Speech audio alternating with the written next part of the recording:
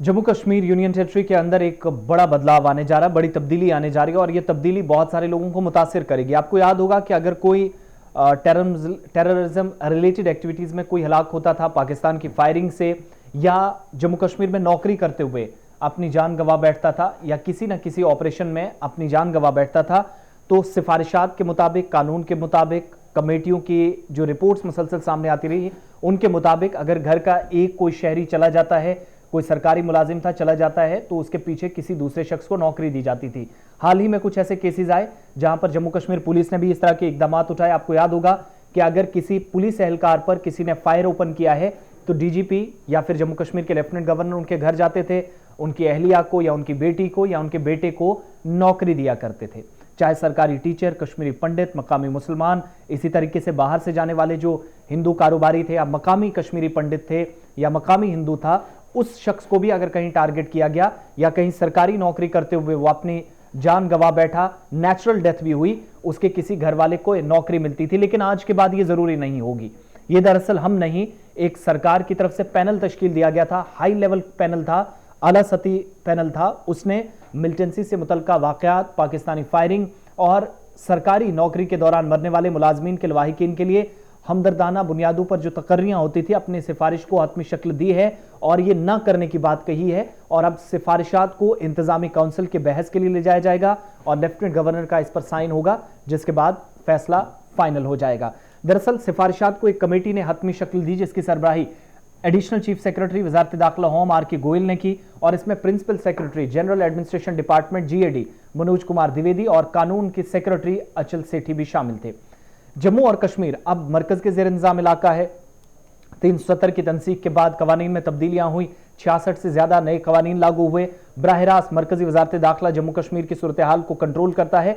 अब साल के जून में आपको याद है कि हर बार इस साल जून में जहां पर भर्ती तकर्रियों पर वजारत दाखिला की तरफ से एक रहनमा खतूत जारी किया गया, एक सीरीज को मद्देनजर रखा गया और हमारे सोर्सेज जो इंतजामिया के अंदर है वो ये बताते हैं कि अब किसी को किसी रिश्तेदार के बदले नौकरी मिलती थी, या अगर एक किसी की नेचुरल डेथ होती थी या मिलिटेंसी या पाकिस्तानी फायरिंग में कहीं वो मारा जाता था तो उसके घर वालों को किसी एक शख्स को नौकरी मिलती थी। लेकिन अब इस कमेटी ने सिफारिश की है वो कोई जरूरी नहीं है।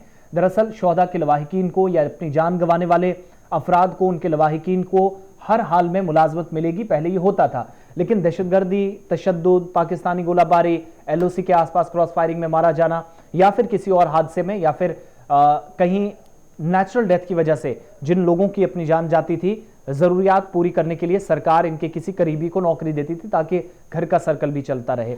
लेकिन कमेटी ने जो सिफारिशात की हैं उनमें मिलिटेंसी से मुतल्लिक सरगर्मियों और पाकिस्तान के फायरिंग और गोलाबारी में हलाक होने वालों के लवाहिकीन को मुलाजमत देने के लिए गैर मामूली हालात में मयार में नरमी की जा सकती है। लेकिन यह भी कहा गया है कि अच्छे खानदानों के अफराद लाजमी तौर पर मुलाजमत के हकदार नहीं होंगे, जैसा कि मामला इससे पहले भी नोटिस में आया है।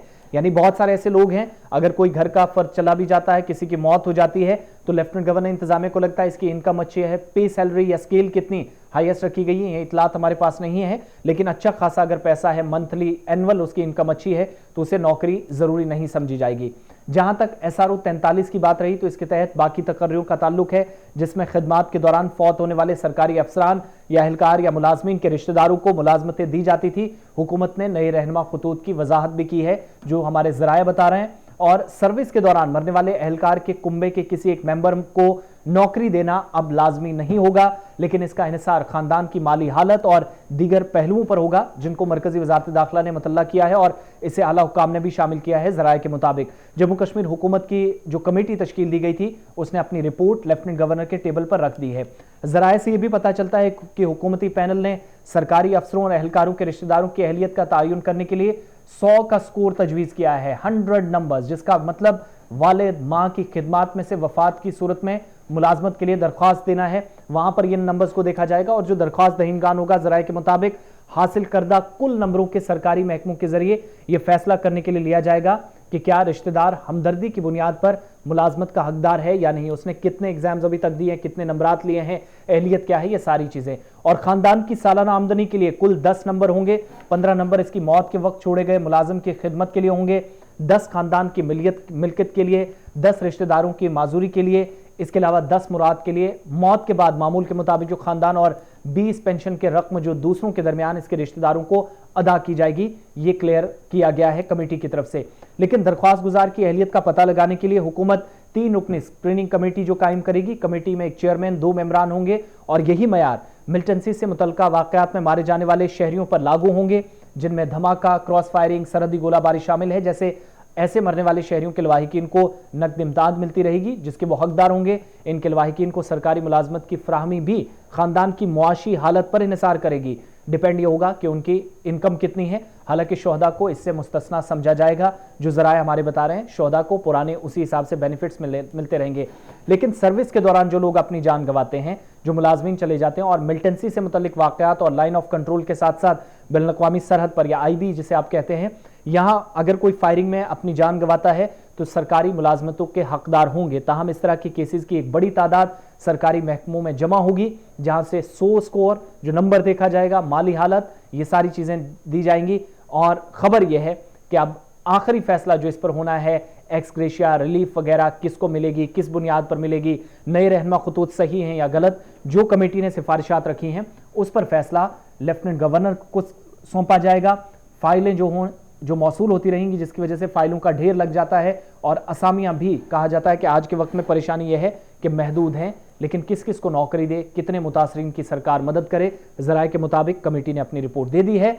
अब फाइनल जो उस पर ठप्पा लगाना, मोहर लगानी है, वो एडमिनिस्ट्रेटिव काउंसिल ने बैठक में लगानी है, मीटिंग में इंतजामी काउंसिल में, जहां लेफ्टिनेंट गवर्नर इस पर हतमी फैसला ले सकते हैं।